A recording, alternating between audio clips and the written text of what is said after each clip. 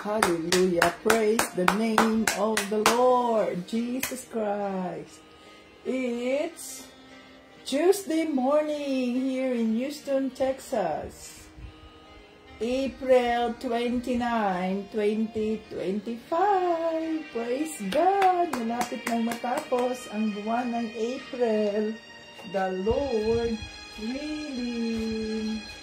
Oh, hallelujah, Jesus. Hallelujah, Jesus. We praise your name. We glorify your name, Jesus. King of kings and Lord of lords. Oh, hallelujah. You are good at all times. Yes, Father God, in the name of Jesus, we thank you sa iyong kabutihan. Salamat at kami ay nandito na naman upang ikaw ay aming sambahin, upang ikaw ay aming purihin, upang ikaw ay aming pasalamatan. Yes, Lord Jesus. Holy Spirit, maraming salamat sa 24/7 na pagbabantay sa amin, pag-iingat sa amin, sa aming mga pamilya, sa aming lahat. Nandito na naman kami upang matuto sa iyong mga salita, upang mas lalong mapatatag ang aming pananampalataya kay Panginoong Jesucristo. Hallelujah. Ang batayan ng ating pananampalataya, John 3:16.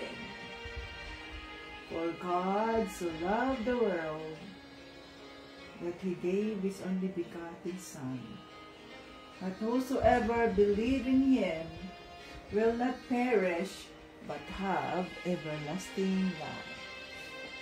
Happy moments, praise God. Difficult moments, seek God. Quiet moments, worship God. Painful moments, trust God. And every moment, thank God. Hallelujah. Praise the Lord Jesus Christ. It's another day. Welcome, Facebook joiners, Facebook viewers, and YouTube viewers. Welcome dito sa bahay ng Diyos. Ngayon ay April 29, 2025. Tuesday. Malapit nang matapos ang buwan ng April. Hallelujah. God is good all the time. So sa buong linggo ay blue ang aking motif sapagkat marami akong mga blue pala. Hindi ko namalayan. Hallelujah. God is good all the time. And all the time, God is good. He is our great provider. Kaya huwag tayong mag-aalala sa anumang ating mga kakainin, anuman ang ating mga susuotin. The Lord will provide. We just have to activate our faith. Oh, hallelujah. So tayo ay magpuri sa ating Panginoong Hesus Kristo. Handa na ba kayo? Welcome dito sa ating live.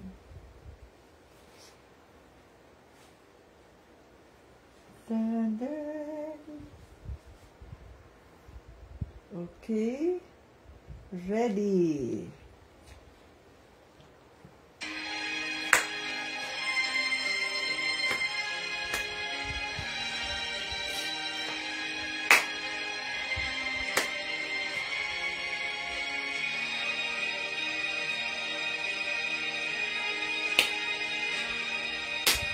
Pagising sa umaga, kay ganda, kay ganda, kay ganda ng mundo, ginawa niya.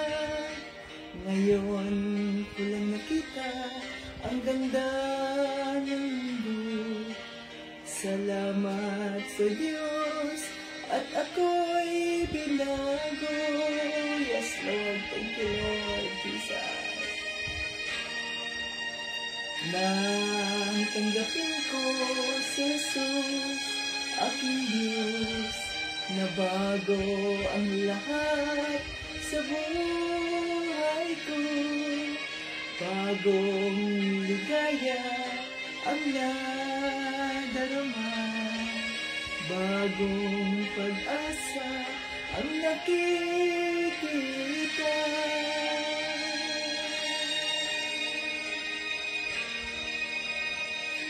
Lahat ay aking ibibigay pati aking upang purihin siya.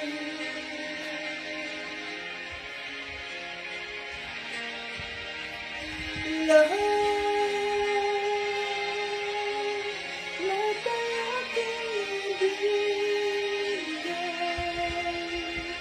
ibibigay pati aking upang purihin siya.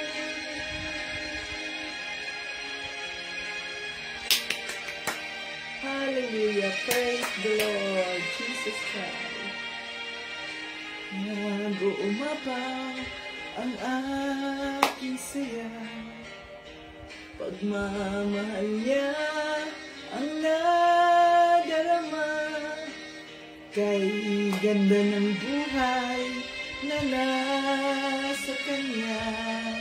Purihin ang Diyos, purihin si Jesus.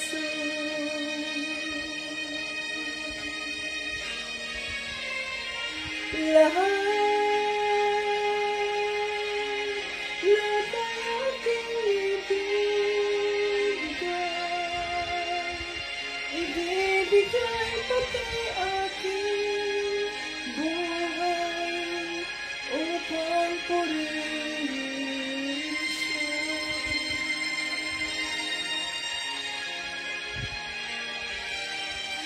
Lahat ay aking ibibigay pati aking buhay upang purihin siya.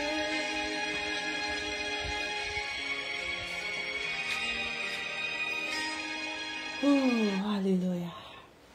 Lord Jesus, salamat po. Salamat po sa libreng kaligtasan. Salamat po sa maayos na pangangatawan. Maraming salamat po, Panginoong Jesucristo, sa lahat ng iyong provision. Maraming salamat po. Lahat ng papuri at parangal ay aming ibinabalik sa Diyos Ama. Hallelujah! Sa bawat minuto na kami ay buhay, sa bawat oras, sa bawat araw na kami ay buhay, kami po, ang aming mga buhay ay aming inaalay sa inyo, Panginoong Diyos, upang kami ay maging kagamit-gamit sa iyong kaharian dito sa lupa, at maraming mga kaluluwa ang aming madala sa iyong kaharian. Oh, hallelujah! Hallelujah! Kami po ay nagpapakumbaba sa trono ng iyong kaawaan, Panginoong Diyos. Inihiling namin na kapatawaran ang aming mga nagawang kasalanan sa araw-araw, sa isipan, sa puso, sa aming mga bibig, sa aming mga kilos. Lord, patawarin mo kami, Panginoong Diyos. Patawarin mo kami, Panginoong Diyos, sapagkat wala kaming magagawa kung wala ka. Dahil sa iyong kaawaan at sa iyong mga biyaya, kami po ay nakaraos sa araw-araw at wala kaming pwedeng ipagmayabang na kahit na anong bagay. Maraming salamat po sa iyong kaawaan, sa iyong mga pagpapala, sa iyong pagmamahal na walang hanggan. Diyos Ama, sa pangalan ni Jesucristo, O Diyos Ama, hallelujah. God the Father, maraming salamat po. We welcome your Holy Spirit in our midst as we continue to worship the Lord, as we continue to declare forgiveness sa mga taong nagkasala sa amin, sa mga taong nanira sa amin, sa mga taong nanloko sa amin. Father, forgive them for they do not know what they're doing. At katagpuin mo rin sila sa pamamagitan ng iyong anak na si Jesus, upang sa ganun ay makilala nila ang tunay na Diyos, ang tunay na pinanggagalingan ng kapayapaan, ang tunay na pinanggagalingan ng lahat ng provision. Oh, hallelujah. Praise the Lord Jesus Christ. Holy Spirit, we welcome you in our midst. Sabi mo, 2 or 3 gathered in your name. In the name of the Lord Jesus Christ, He is in our midst. So we welcome you today, Holy Spirit. Let's welcome the Holy Spirit. Come, Holy Spirit, I need you now. I need your anointing, come in your power. I love you, Holy Spirit. You captivated my soul, and every day I learn to love you more. Come, Holy Spirit, I need you now. I need your anointing, come in your power. I love you, Holy Spirit. You captivated my soul, and every day I learn to love you more. I'm reaching for your heart. You hold my life in your hands, drawing me closer to you. I feel your power renewed. Nothing compares to this place where I can see you face to face. I worship you in spirit and in truth. I'm reaching for your heart. You hold my life in your hands, drawing me closer to you. I feel your power renewed. Nothing compares to this place where I can see you face to face.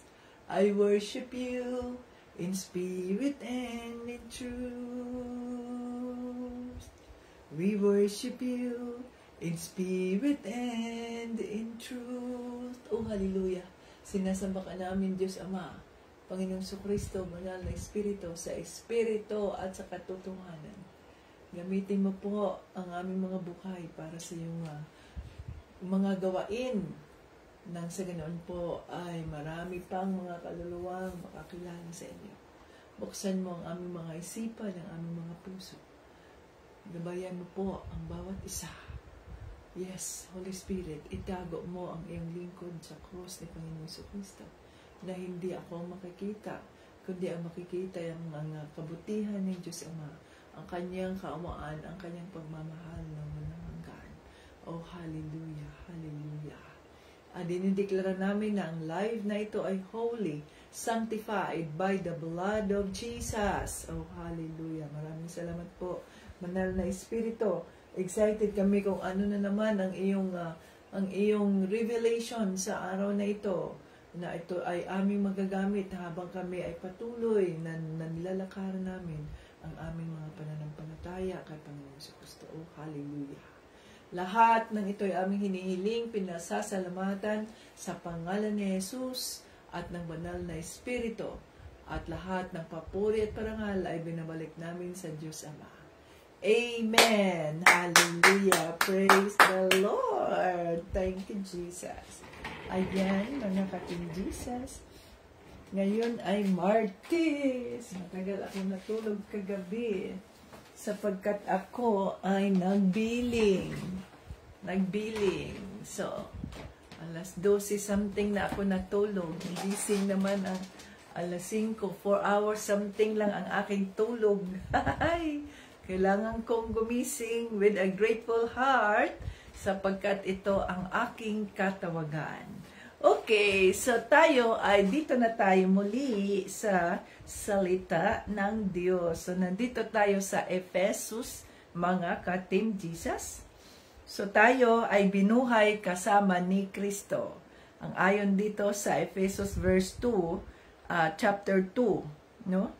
So nabuhay tayo ay namatay, tayo ay patay dahil sa ating mga kasalanan. Subalit nung pinadala ng Diyos Ama si Panginoong Kristo bilang ating atonement o kaya bilang ating sacrificial offering sa pamamagitan ng kanyang dugo, ay tayo ay nailigtas tayo ay muling nabuhay. Kaya ang tawag sa atin sa spiritual na buhay ay born again Christian. So tayo ay born again Christian. Salamat sa Diyos, no?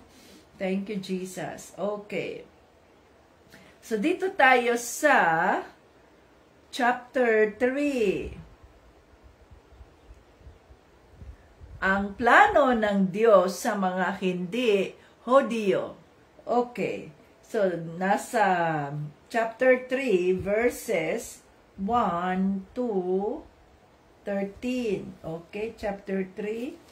So, 4, 29, 25. So, malapit na ang anong mga katim Jesus?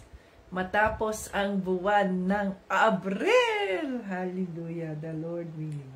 So, dito tayo mga katim Jesus sa ang plano ng Diyos sa mga hindi Hudyo. Asa na ang inyong mga Biblia? Gamitin ang mga Biblia ninyo, mga Biblia. Okay. Akong si Pablo ay nabilanggo dahil sa paglilingkod ko kay Kristo sa pamamagitan ng pagtuturo na kayong mga hindi Hudyo ay kasama rin sa mga pagpapala ng Diyos. Siguradong nabalitaan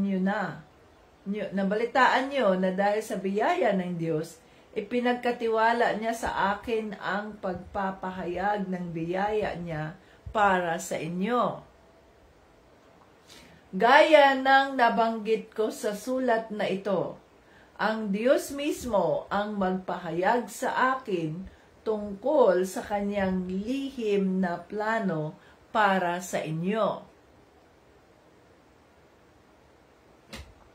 Habang binabasa nyo ang sulat kong ito, malalaman nyo ang pagkaunawa ko tungkol sa lihim na plano ng Diyos para sa inyo sa pamamagitan ni Kristo.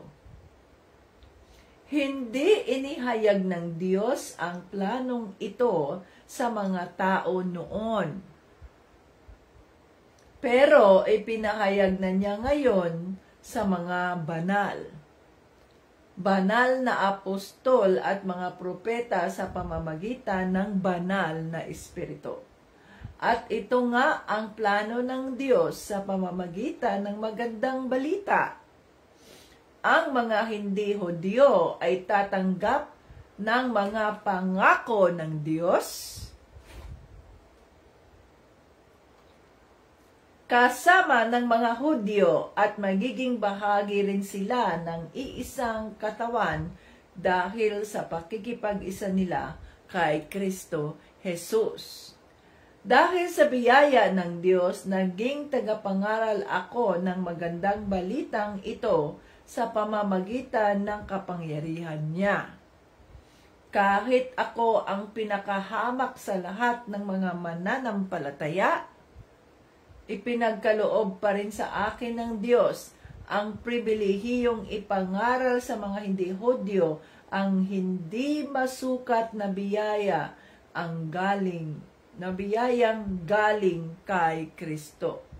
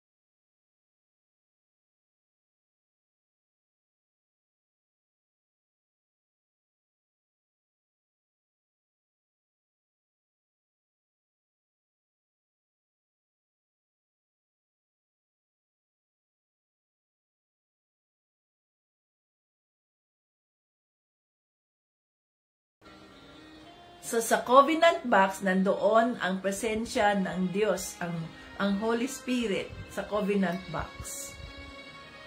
Kaya, walang kahit na sino ang pwedeng humawak sa covenant box kung hindi sila karapat-dapat, kung hindi sila pinabanal, kung hindi sila matuwid sa harap ng Diyos. Kaya mayroong nangyari, di ba, na mayroong dalawang anak ng isang pare o priest na humawak doon sa covenant box na kung saan sila ay namatay. Bakit sila namatay? Sapagkat hindi sila karapat-dapat na hawakan yung covenant box na yon. Yan ang mga nangyari sa lumang tipan. Subalit, nung inilabas na ang lihim na plano ng Diyos Ama sa John 3:16, sa pamamagitan ng sakripisyo ni Panginoong Jesucristo, malaya na tayong makalapit sa presensya ng Diyos Ama sa pamamagitan ng banal na Espiritu. Malaya tayong makatawag sa Kanya anytime, anywhere, kahit ano pa ang ating suotin, may tsinelas, may sapatos, may sandalyas o wala. Sapagkat kapag tayo ay naging matuwid sa harap ng Diyos sa pamamagitan ng pakikiisa natin kay Kristo. Ano ang silyo? Ano ang sabi doon sa salita ng Diyos? Ano ang silyo na palatandaan na tayo ay mga anak ng Diyos, na tayo ay pinabanal na niya, naging matuwid na tayo sa harap ng Diyos? Ano ang palatandaan? Naalala pa ninyo kung ano ang palatandaan na tayo ay naging matuwid na sa harap ng Diyos?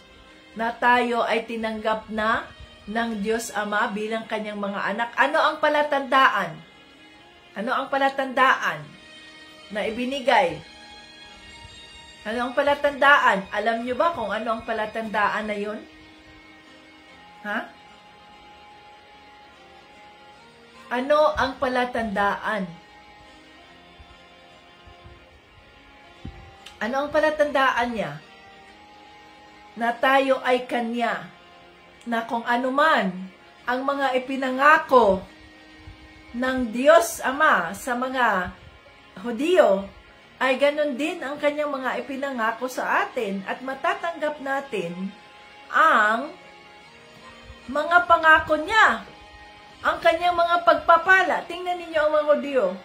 Tingnan ninyo dito sa Amerika. Dito sa Amerika. Ang mga Hudyo dito, grabe, ang yayaman nila. Sila ay nakatira sa mga lugar na kung saan expensive places. Lugar ng mga mayayaman. No? Lugar ng mga mayayaman. Ang palatandaan natin na tayo ay pagmamay-ari ng Diyos Ama ay ang presensya ng banal na Espiritu sa mga buhay natin. Paano makapasok ang banal na Espiritu sa atin? Sa pamamagitan ng public declaration na tayo ay naniniwala kay Kristo at magpabaptismo tayo sa tubig. So, hindi ang water baptism ang palatandaan na tayo ay pagmamay-ari ng Diyos. Ang palatandaan na tayo ay pagmamay-ari ng Diyos ay ang presensya ng banal na Espiritu sa mga buhay natin. E paano mangyari yun? Yun ay sa pamamagitan ng water baptism. Submersion of the body in the water. That is what we call the water baptism. Hindi ang water baptism ang palatandaan na tayo ay anak ng Diyos. Ang banal na Espiritu. O, nandoon yun sa salita ng Diyos. Kasi nakalimutan na natin kaagad. Kaya pinagdadasal natin ng Holy Spirit. Gabayan mo kami na hindi namin makalimutan ang iyong mga salita. Pero hindi natin matanggap ng kabuuan, ng buo, ang mga pagpapala ng Diyos Ama, ang kanyang mga pangako sa mga buhay natin, kung wala tayong silyo sa banal na Espiritu. Ang banal na Espiritu, ang palatandaan. So, yun ang makikita ng Diyos Ama. Kanino? Kanino ba ito? Akin o sa Satanas? Akin o sa Satanas? Anong palatandaan niya? Kung si Satanas, mayroon siyang palatandaan sa kanyang mga sa kanyang mga alipures, ang tatak ng 666. Ang Diyos Ama, ang kanyang palatandaan na ang taong ito ay sa kanya ay ang presensya ng banal na Espiritu sa mga buhay natin. Sapagkat alam na natin na kung ang isang tao ay nandoon ang presensya ng banal na Espiritu sa buhay niya, sa katawan niya, nandoon ang bunga ng banal na Espiritu. No? Ang kahinahunan, ang pagpapasensya, ang kagalakan sa puso, ang kapayapaan, ang pagmamahal, ang katiwasayan, okay? Kabutihang loob, goodness, kindness, patience, love, joy, peace. Ano pa? Faithfulness, self-control. Yan, lalo na ang self-control, mga ka-Team Jesus. Kaya nga, pinahuli yun. Kasi yun ang pagpipigil sa sarili. Yan ang pinakamahirap gawin. Ang pigilan ang ating sarili. No? So yun ang palatandaan na tayo ay mga anak ng Diyos. At nagdahil na sa atin ang banal na Espiritu, natatanggap natin ang mga pagpapala, ang mga pangakong ibinigay ng mga Hudiyo binigay ng Diyos sa mga Hudiyo.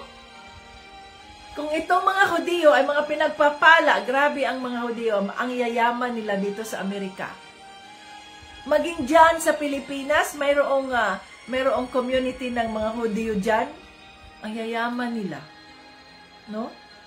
Subalit yung mga nandoon sa Israel na mga Holocaust survivors, ang hirap nila, mga matatanda. Bakit? Di nila matanda na sila, pero naghihintay pa rin sila sa pagdating ng Mesiya, no? Pagdating ni Kristo. Gayong, wala na, dumating na si Kristo eh. Ipinanganak na ang Anointed One, si Kristo nga, Christ, the Anointed One. Pero hindi naniniwala yung ibang mga Hudiyo. Pero itong ibang mga Hudiyo na naniniwala kay Kristo, malaya tayo, kagaya natin, we are free. Malaya tayong makahingi sa Diyos Ama ng mga pangangailangan natin, ng anumang gusto natin, kagaya ba ng ating mga earthly parents. Kung ang isang anak, 'di ba nasa salita ng Diyos yan, kung ang isang anak ay humihingi sa kanyang tatay ng pagkain, ang ibibigay ba ng tatay na yan ay ahas? Hindi. Ang ibibigay ng ama sa kanyang anak ay pagkain, comfort, shelter. Di ba? Kung ano pangangailangan ng kanyang anak. Nagsusumikap ang mga magulang, ang ama, ang ina, upang matugunan ang pangangailangan ng kanilang mga anak. Kung ang isang ama na nasa lupa ay nagsusumikap upang matugunan ang pangangailangan ng kanyang mga anak, ang Diyos pa kaya? Ang Diyos Ama pa kaya na siyang nagmamay-ari ng lahat ay ang hindi magbibigay sa atin ng ating mga pangangailangan? Ang liit ng ating pananampalataya. Ang liit ng ating pananampalataya. Kailangan magkaroon tayo ng confidence. I am a child of God. The Holy Spirit is in me. And therefore, I am sealed. Sealed by the blood of Jesus and the Holy Spirit. And because I am a child of God, I am claiming the Abrahamic inheritance over my life, over my family. Yun dapat kasi malaya na tayo eh. Hindi na tayo dapat nakatali pa rin sa panluloko o deception ng kaaway ng Diyos. Na tayo ay mga mahihirap lamang, wala na talaga akong pag-asa, ito na talaga ang buhay ko, wala na talaga akong mananatili akong mahirap hanggang sa ako'y mamatay, na ganito, ganito, ganito, ganito. Siyempre, mananatili kang mahirap sapagkat mangmang ka sa mga pangako ng Diyos sa buhay mo. Kaya, ano ang sabi ng salita ng Diyos? My people perish because of lack of wisdom. Paano tayo nawawala ng wisdom? Paano tayo walang karunungan? Sapagkat hindi natin pinag-aaralan ang salita ng Diyos. Ang salita ng Diyos nandoon sa loob nito, sa Biblia, ang kayamanan, ang pag-asenso, ang mga pangako ng Diyos Ama, na kung tayo lamang ay naniniwala nito at tayo na-discover natin, yan ang treasure, heavenly treasure. Kung na-discover natin ang salita ng Diyos at pinanghahawakan natin ang mga pangako ng Diyos Ama. At kung tayo ay nagdasal, ang ating pagdarasal ay hindi, maawa po kayo sa akin, Lord. Ang ganito sitwasyon ko, maawa po kayo, ganito. Yan ang mga Kristiyanong mga talunan. Kahit mga Kristiyano na, kahit mga baptized na sa water, at assuming, pinaniniwalaan natin na ang banal na espiritu ay nasa kanilang mga buhay na, subalit, mga mangmang pa rin. Bakit tayo naging mangmang? Dahil tamad tayong magbasa sa salita ng Diyos. Marami tayong oras, hindi natin namamalayan, pag nag-scroll tayo sa Facebook, hindi natin namamalayan, umabot na ng 1 oras, ang ating pagtingin-tingin lang dyan, scroll lang dyan sa Facebook, umaabot na tayo ng 1 oras. Pero sa salita ng Diyos, 2 minuto, 3 minuto, wala na, antok ka na. Maaring ngayon nga ay may mga naaantok na, may mga nakakatulog na. O see? Sa halip na tayo ay maging excited Oy, makakarinig na naman ako ng salita ng Diyos. Madadagdagan na naman ang aking journal, madadagdagan na naman ang mga pangako ng Diyos Ama sa buhay ko. Ito ang kanyang pangako, sinabi niya sa salita ng Diyos, na salita na April 29, 2025. Ito ang kanyang pangako sa akin. I-claim ko ito. Wala tamad. Yan ang plano ng kaaway ng Diyos. Pumarito siya para tayo ay sirain, para tayo ay nakawan, para tayo ay patayin. Subalit, si Panginoong Jesucristo ay pumarito sa mundo upang bigyan tayo ng buhay na walang hanggan, buhay na masagana. Masaganang buhay. Pero paano tayo maging masagana kung wala man tayong kaalam-alam sa mga pangako ng Diyos, sa mga anak niya? Kagaya nyo ba, halimbawa, hindi mo pala alam na ikayo ay, yung tatay pala ay milyonaryo, pero ikaw nabuhay ka sa kahirapan, halos gumagapang ka sa hirap. No? Halos gumagapang ka sa hirap. Sapagkat, ignorante ka, hindi mo alam na ang tatay mo pala ay milyonaryo. Nisin sana, milyonaryo ka rin kasi anak ka ng milyonaryo Pero hindi mo alam, hindi mo naranasan ang kagandahan ng buhay, hindi mo naranasan ang kasaganaan ng buhay sapagkat ignorante ka. Hindi mo alam, ha? Yung tatay ko pala, ganyan, di ko alam yan. O, see? Ganon lang yan sa Diyos. Itinuturing natin na Ama, ang Diyos Ama, subalit, gumagapang pa rin tayo sa hirap. Halos hindi makaahon sa hirap. Bakit? Kasi, ignorante. Nandiyan na mismo sa salita ng Diyos ang kanyang mga pangako. Subalit, hindi natin nakiklaim yung mga pangako na yan dahil ignorante tayo. At ang ating pananampalataya ay napakaliit. Pero ang sabi ni Panginoong Jesucristo sa kanyang salita, kung ikaw ay mayroong pananampalatayang kasing liit ng mustard seed, alam na natin yung mustard seed, halos hindi nga makita yung mustard seed na yan sa sobrang liit nito. Pero kung mayroong kang ganong kaliit na pananampalataya o kalaki na pananampalataya, pwede mong sabihin sa bundok na yan, lumipat ka, malis ka dyan.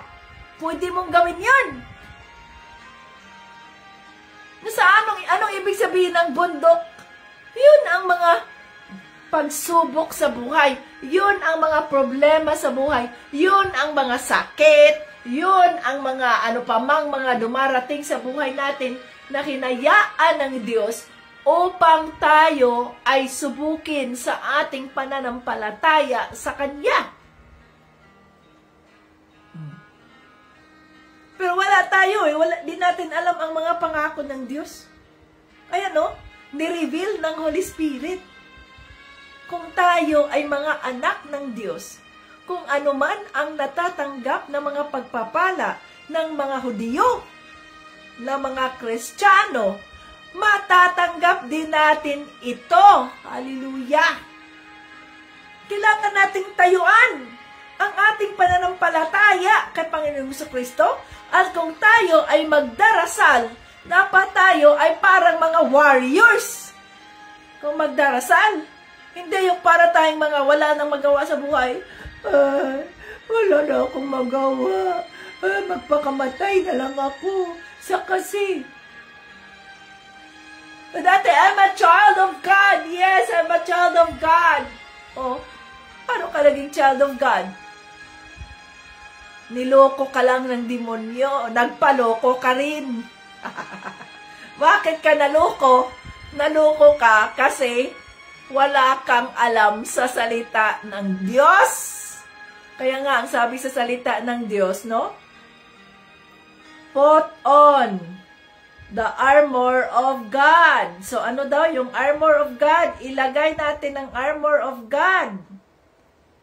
Ang armor of God ay ating ilagay natin sa ating mga katawan. No? Yung helmet of salvation, belt of righteousness, breast of ano pa yung mga iba dyan? Shoe of peace. Ano pa? Sword. Oh. Kasi yan ang ating gabay. Para hindi tayo maloko ng demonyo. Kailangan nating magsubsob sa kanyang mga pangako. At kung tayo ay magdasal tayo na mayroong confidence, mayroong pananampalataya, mayroong paniniwala na ito ang mga pangako ni Panginoong Jesucristo sa kanyang mga salita. Ito ang pangako ng Diyos. Kiniklaim ko ang mga pangako ng Diyos. Use me, Lord Jesus. Bless the works of my hands. Kasi yun ang kanyang mga pangako. I will bless the works of your hands. You will be blessed out and in. No? So sa labas, ipagpapalain ka ng Diyos. Sa loob, pagpapalain ka ng Diyos. Anywhere you go, the Lord will bless the works of your hands. Kung tayo ay nagsisikap. Pero ang mga tamad, no, the Lord hates lazy people. Kailangan nating gumalaw, kailangan nating kumilos, kailangan nating gamitin ang mga skills, ang mga gifts, talents na ibinigay ng Diyos sa atin upang doon niya tayo pagpapalain. Doon niya ipagpapalain yung ating mga trabaho, yung mga businesses na ibinigay niya sa atin, ipinagkatiwala niya sa atin. Doon niya tayo pagpapalain. Hindi yung mga pagpapala niya na nakaupo ka lang ng ganyan, para kang sinong don niya. Oh, maya ay, Lord, ang aking pagkain, nasaan na? Hindi yun. Kundi kumilos ka.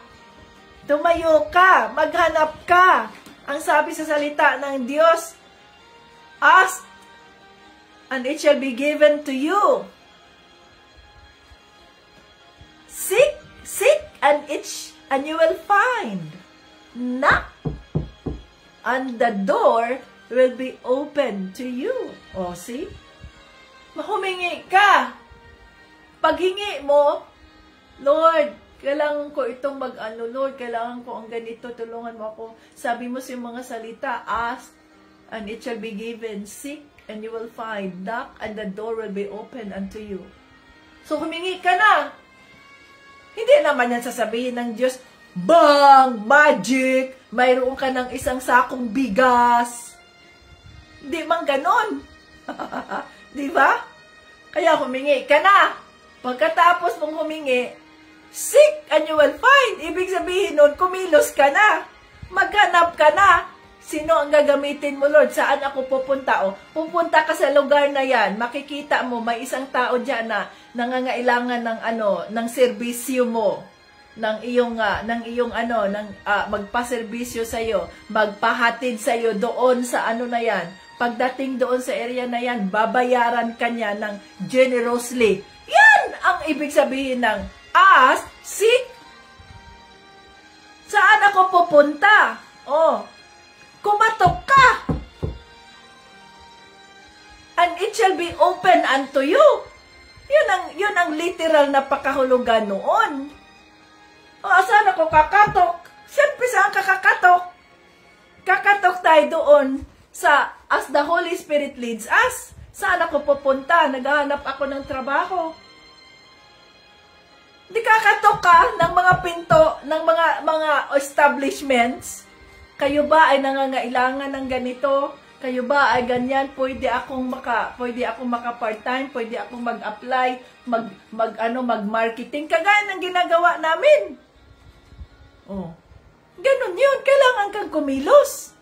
Hindi pwede ang biyaya ng Diyos ay kung saan dumarating ang biyaya ng Diyos. No. Paghihirapan natin yun kasi yun ang sabi niya eh.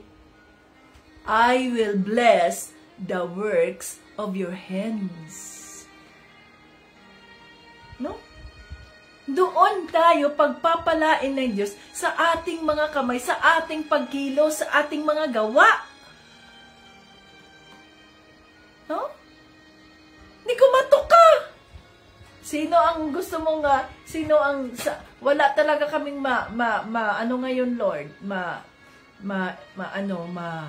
isaing ngayon. Sino ang, tulungan mo kami, Panginoong Hesus. Diyos, Ama, you are our great provider. Sabi mo sa iyong salita. Ganon dapat tayo magdasal. Sabi mo sa iyong mga salita at ako ay naniniwala niyan, pinaninindigan ko yan. Holy Spirit, gabayan mo ako. Anong gagawin namin? Saan ako pupunta? Saan ako kukuha ng ganyan? Sabi ng Holy Spirit, katukin mo. Mag-message ka doon. Kay ganito. Mag-message ka ganyan. See?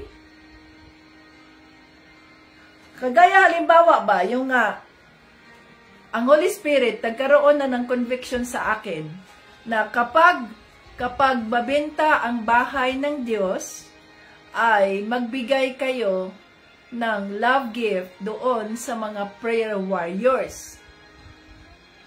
Sabi ko, yes, Lord. So, nang labintang bahay ng Diyos, no? Ay, hinintay ko lang yung conviction ng Holy Spirit kung kailan. Ngayon, sabi ko, Holy Spirit, I am waiting for your conviction kung kailan at magkano. So, tuloy-tuloy na tayo sa ating pagsiservisyo sa Diyos. Ngayon, nag-message si Sharon, Auntie, ganito, Auntie. Kasi, ayan, may isang kapatid na,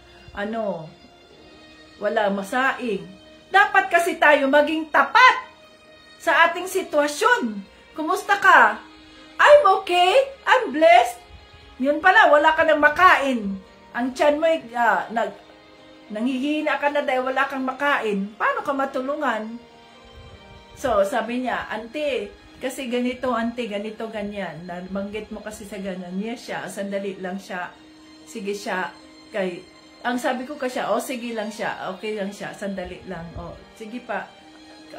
Kausapin mo. Ang sabi ng Holy Spirit, sabihin niya sa grupo, sapagkat hindi man natin pera yun, pinag-contribution man yun ng lahat.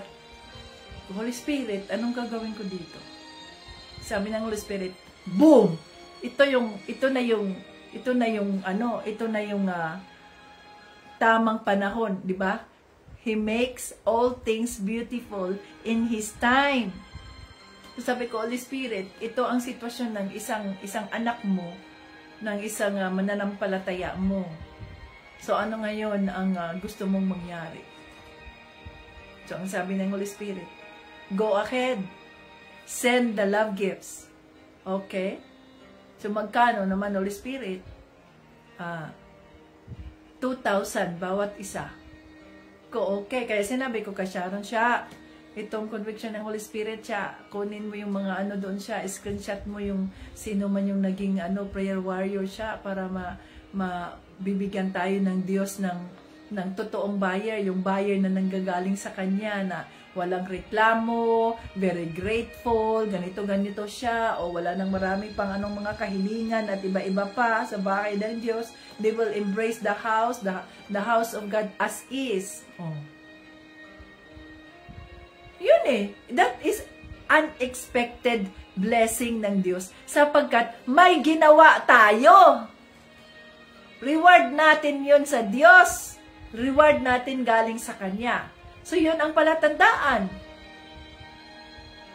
Kaya nag-message ka.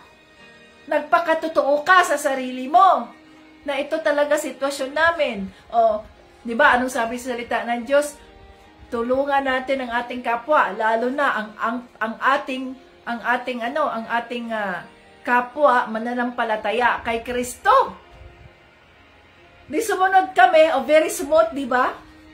Kayo dyan, isa kayo sa mga recipients sa makatuwid, the Lord honor your prayer.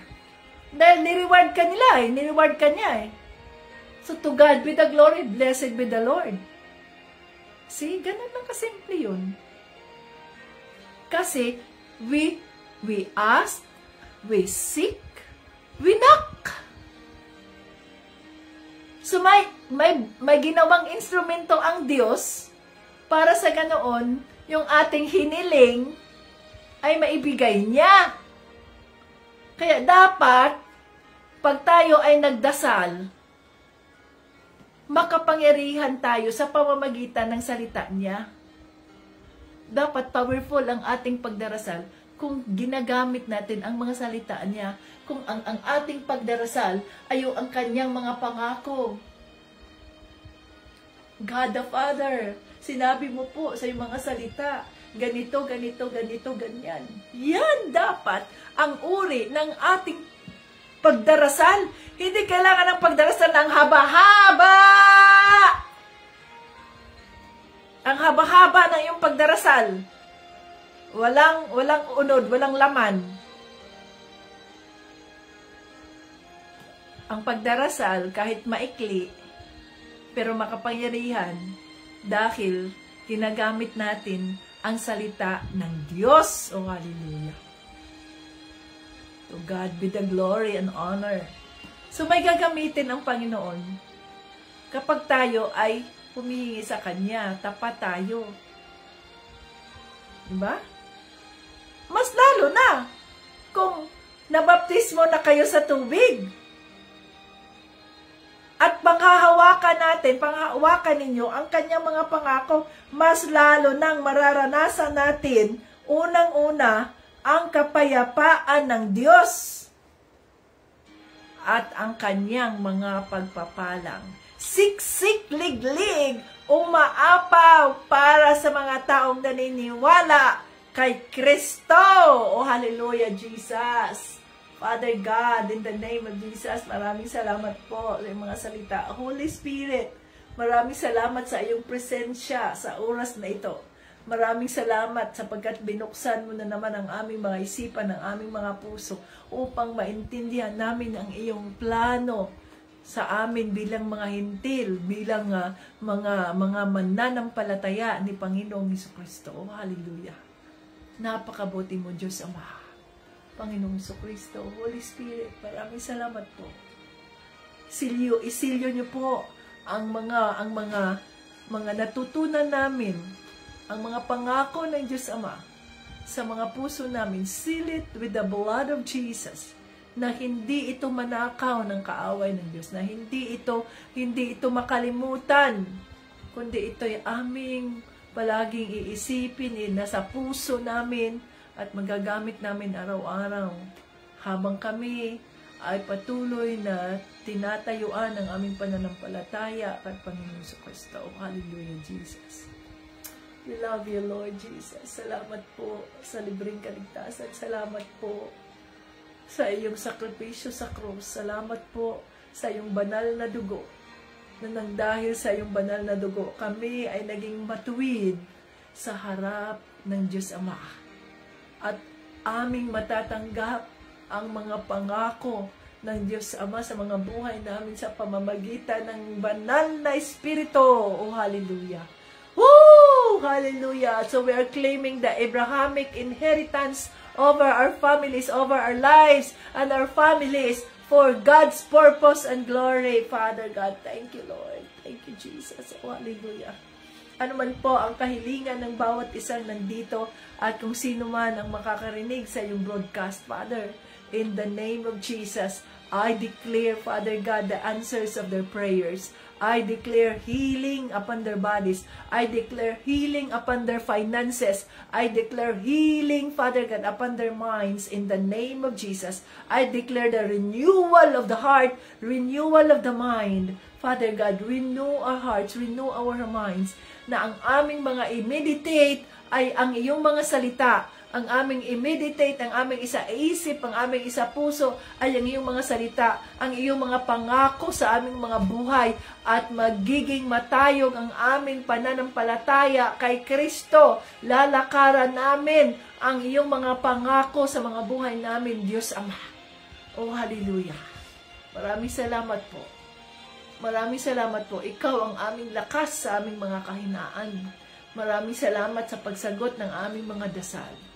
Lahat ng papuri at parangal ay aming binabalik sa Diyos Ama, sa pangalan ni Jesucristo at ng banal na Espiritu. Hallelujah. Amen! Woo! God is good all the time. Ganun yun mga ka-Team Jesus.